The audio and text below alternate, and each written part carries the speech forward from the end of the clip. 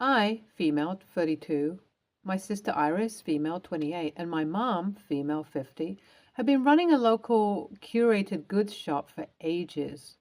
My mom started it 20 years ago after my dad passed away. She used a significant chunk of our family savings and bet on the business becoming a success. It did. And as soon as I was 18, I also began to work there to keep the family legacy going. In much the same way, Iris joined 10 years ago as soon as she turned 18. It wouldn't be an exaggeration to call this business a fourth family member for us. It allows smaller artisans to sell all their stuff in one marketplace, and that's kind of the main reason we've survived and thrived for so long. The people of our hometown know us, and the bonds we build created a lot of customers. The artisans also never sell their products anywhere else. Yeah, there is a big supermarket here, but it doesn't really compete with us because we stock things that only the people of this town might want or need. Like, there's this old lady who makes a mean hangover cure, and we bottle it and sell it at our shop. It's like an urban legend, and everyone comes to buy it if they party hard. That's just one example. Anyways, this little shop has some magic to it. That's all I'm going to say. A lot of my memories are even formed here. I met my husband at this building. He was a customer. My mom and I shared our first drink together here, and there's just a lot of weight to this place. I just gave birth to my son, Tom, and because of that, I've been a little ditzy and preoccupied. I did take 4 months off, but I find it fulfilling to work at the shop. I will say that in the time I was gone, Iris added some changes which I don't really approve of. For example, she made an addition to the store which sells a large brand of organic foods and goods. I mean, it is nice and people do buy it, but it's like the same stuff you could get at a supermarket. Iris also thinks that we should give more shelf space to big brand items and raise the prices of our artisanal stuff to make our shop kind of a one-stop location for everyone. This is way too much for a tiny enterprise like ours. And I feel like it's just stirring the pot. Mom is pretty hands-off about the business now and is even thinking of retiring. So this issue is just something I have to butt heads with Iris about. The raised prices also don't really benefit our artisans and give us a bigger profit, but it's going to erode the trust we have in the community. I set up a meeting with a few people who sell their goods at our store to see what they wanted to do about the change in the future. Needless to say, it didn't go down well with my sister. Now, here's where I messed up. A few hours before the meeting was scheduled to happen at a local cafe, my baby had a really high fever and my husband was out at work. I had organized a sitter and everything, but I wasn't comfortable leaving my kid alone while I went off to work. His fever also continued to rise and I ended up taking him to the ER. In the midst of all the hubbub, I completely forgot about the meeting. All the artisans and craftsmen who sell their products through our shop were left confused at the restaurant, and I also didn't pick up any of their calls. I think it was really unprofessional of me, and I know it doesn't present a good look for us, but I know these people personally and cleared the air and apologized to everyone as soon as I could. However, one of the artisans had called Iris when I didn't show up, and she jumped on the opportunity to portray me as an airhead to Mom. I hate to say this, but she literally manipulated our mom and also pulled on her heartstrings about me having a kid to raise. The issue was that my mom didn't think I should come back to the shop so early because she has a lot of conservative ideas about who should do what at home. My husband usually gets to work from home and only goes to the office once or twice a week. And I also do a lot of stuff from home too. If I need to go to the shop, I'll often take Tom with me, and our customers don't mind at all. Despite all of that, after the missed meeting, Iris and Mom were kind of in cahoots about deciding to move me out of the business. Legally, everything was still in Mom's name, so I was worried about the outcome of Iris's scummy behavior. And as I guessed, I had every right to be. When my mom officially stepped down from the business, she gave the entire business over to Iris and told me that it would be best if I stepped back for a while. Obviously, she didn't directly say that I should never work at our shop again, but by handing over the reins to Iris and just Iris, that's exactly what was going to happen. I knew that if I stayed, Iris would just slowly reduce my authority and Mom wouldn't step in to support me. So I made the call, as painful as it was, to stop working at the family shop and just become a homemaker. I gave up, basically. The next few months were quite painful as I watched our business drastically change from afar. Before, it used to be a place for the town to get specialized stuff, but it was slowly growing into like a Whole Foods in everything but name. The people who lived in our town and made products to sell at our store slowly shifted to selling online because Iris didn't prioritize them, and eventually foot traffic came to a halt. However, I did settle into keeping myself busy at home, and I will admit that my bond with Tom was gotten stronger. I like my new rhythm and don't feel as bad as I used to about not being able to run the shop together with my family. I still try to not talk business at family gatherings because it was still a touchy subject.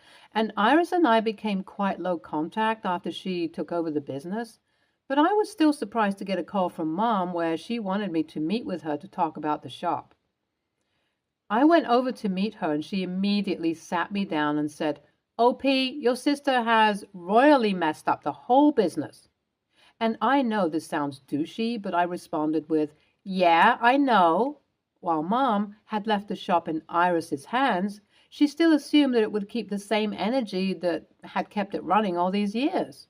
But since my sister became a trend chaser and spent more on making the store look good as opposed to having useful stuff on the shelves, she also doesn't listen to my mom's advice and told her that she's looking to sell the property to some big conglomerate. Who knows whether our shop will be there in a few months? It'll obviously make a lot of money through the sale, but that's not the point. After we were done, my mom asked me if there was anything I could do. Now, I had no idea what she meant by this because legally there wasn't. Instead, we could perhaps provide a united front and convince Iris to make changes together. While the latter seems like a decent option, I couldn't commit right away because I was still angry at my mom for giving the business over to Iris. I told her that I would need to think about it, and it clearly upset her. When I got home and told my husband about it, he did reassure me and said that it would be okay if I chose not to take part in her plan to get the business back. But at the same time, I need to understand that my mom was manipulated by Iris too. I don't think that was a reasonable enough justification. But he says that it's clear from the fact that she called me that she understands what she did was wrong. WIBTA if I don't get involved with the business's future now? It would hurt to see something so important to me die, but I feel like I'm being used if I go back in there. Update 1. My mom called me in the morning after I made this post. I didn't realize this, but one of my younger cousins is on Reddit and he saw this post and ended up putting two and two together. My mom got to know, and she didn't even know the full story about the missed meeting. Even though I had a medical emergency at home, Iris stretched the truth to make it seem like I used my son's health as an excuse to get out of the meeting. I was so shocked at what my sister had done, and I really went off on my mom for never bothering to fact check with me. I just knew that Iris had mentioned the missed meeting, and I did discuss Tom's fever. But up until now, my mom just thought I was fluffing it up. I was really angry, but my mom said, "Please, OP, I don't want to lose both my daughters. I stood for your sister and she went against everything we built. Now, I don't want to lose touch with you, too." And that softened me a little. I'm still very angry at her for not listening to my point of view when Iris started bitching about me, but what's done is done. Right now, let's try and figure out a way to save the shop. Update 2. I can't believe I'm saying this, but Iris already sold the property to someone. She did it without telling either me or Mom and announced it through a group video call. Both of us were so angry at her, and it escalated more and more until I got overwhelmed and just cut the call. My mom called me a few hours later and said that she was beyond disappointed in Iris. They're not speaking right now, and I'm also not going to bother keeping in touch with my sister. It's become clear that money means more to her than anything else. We can't do anything about the shop now, but my mom and I really want to figure out an avenue for people to sell their stuff in this town, and I think making an online version of our store might be the best bet. Update 3. Picking up from the last update, I was right. I spoke to a few people who worked with us before, and they said maintaining and running Shopify sites was tough for them. A lot of them aren't that tech savvy, so I floated the idea of us running the logistics for them while they focus on making their products. This went down really well, and our new business is doing amazing thanks to the word of mouth positivity that spread. It's got the same energy that was there in our shop, just with a modern touch. My mom and I are quite happy, and well, Iris may have made some bank, but she's also been cut off from us, and that's how it's going to stay.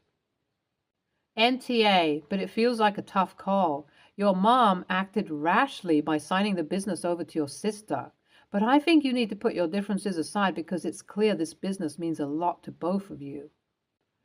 NTA, I think you need to write off everything to do with that shop, as hard as it is. Edit. Read the updates. While I wouldn't do what you ended up doing, OP, it's still something that makes you happy. Next story. Last weekend, my best friend was getting married. We've known each other since we were kids, so we're pretty close with each other's families. My mom was invited. I served as maid of honor. My mom was due to arrive with the regular guests. If you've ever been to a wedding, you know the morning of is stressful and you don't really have a lot of downtime. In the half hour leading up to the ceremony, we were having celebratory shots, doing final touch-ups on makeup and getting ready to walk down the aisle. Dress did not have pockets. I was leaving my phone in the dressing room. Now, this was a pretty big wedding, so as I walked down the aisle and then stood with the rest of the party, I didn't really notice who was there and who wasn't. Post-ceremony was the traditional group shots and what have you. So of course, I'm not looking at my phone. Finally, we make it to the reception for the end of the cocktail hour while my best friend and her husband sign the marriage certificate, have a moment to themselves, etc. That's when my mom storms over to me and asks why I wasn't answering my phone. I was confused. That's when she showed me hers, and that she had texted me multiple times. She showed up 5 minutes before the ceremony and couldn't figure out where to park. Then she couldn't find where the ceremony was being held. It's a big property with lots of venues. By the time she got there, the ceremony was underway, and she decided to not make a spectacle and just hide out in another area until the reception started. Keep in mind, my friend included a sheet with detailed instructions on all of these things with the invitation. My mom said she had forgotten it at home, and would it have been so hard to answer her texts? I reminded her I was a part of the damn wedding. I didn't have time to look at my phone. She claims that there had to be some downtime. There honestly was, but I didn't think to check my phone. I was trying to make sure everything was going to run smoothly. Luckily, no one was nearby, and this didn't disturb the wedding in any way. Friend and her husband were blissfully unaware that she wasn't even at the ceremony, and my mom did get over it. We all had a great time at the reception. I've been thinking about it a lot. Were her expectations ridiculous, or was I being dismissive? NTA, your mom is an adult and needs to take responsibility for herself. That means making sure you're not late, knowing where to go, and allowing plenty of time. Showing up 5 minutes before the ceremony is due to start. Yeah, her poor planning is not your problem. NTA can't even fathom how rude it would have been for you to be texting your mom in those final moments leading up to the ceremony.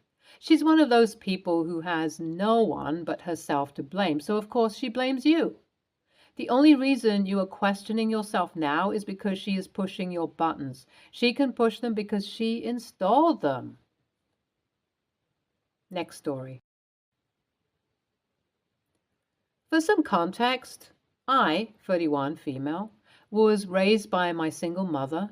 My sister Angela, 24, female, was born addicted to substances, so she ended up living with her grandparents. We were raised more like cousins and sisters and have never really been close. My mom and I moved around a lot and I rarely saw Angela, but when I did, she was usually unpleasant to me. She got a lot of things I didn't: college funds, summer camp, new car, etc., and she made that clear. I left home when I was 16 and Angela was 9, and we kept in contact for a few years but eventually fell out of touch. We only reconnected after our mom's death, approximately 3 years ago, and even now we only talk every couple of months. Angela ended up becoming a mom pretty young, and she has a 3-year-old son named Peter. She has been on and off substances for years and is not able to support herself. Her grandparents have cut contact with her for the most part due to her lifestyle, and she has been moving from boyfriend to boyfriend since her son was born. A couple of days ago, I got a call from Angela for the first time in almost 8 months, saying that her boyfriend is in prison and she is being kicked out of their apartment since she can't pay the rent. She says her grandparents aren't answering her calls and begged me to let her and Peter move in until she can find another place. I absolutely don't want this. My wife and I currently have 2 children, 5 and 2, and I can't have that lifestyle around them. On top of that, my wife struggles with health issues, and I am a caretaker for her as well as our children. I do not want to be a caretaker for Angela, too. I told Angela this, but she said that she and Peter were going to have to live in a homeless shelter if I said no. Other than her grandparents, I am the only family they have. I don't want Peter to suffer for something we didn't do. So I agreed that he could come live with me until Angela got on her feet. Angela became very upset when I suggested this and said that I was trying to separate her and her son. She has not spoken to me since then, even though I have called multiple times to make sure she's okay. I don't know where she is right now or what is happening. I love my sister, but her moving in would disrupt my whole life. AITA? Nope, of course not. You don't have to take in anyone you don't want to, family or not. If that person is an addict, that's just another good reason not to want her around your young family.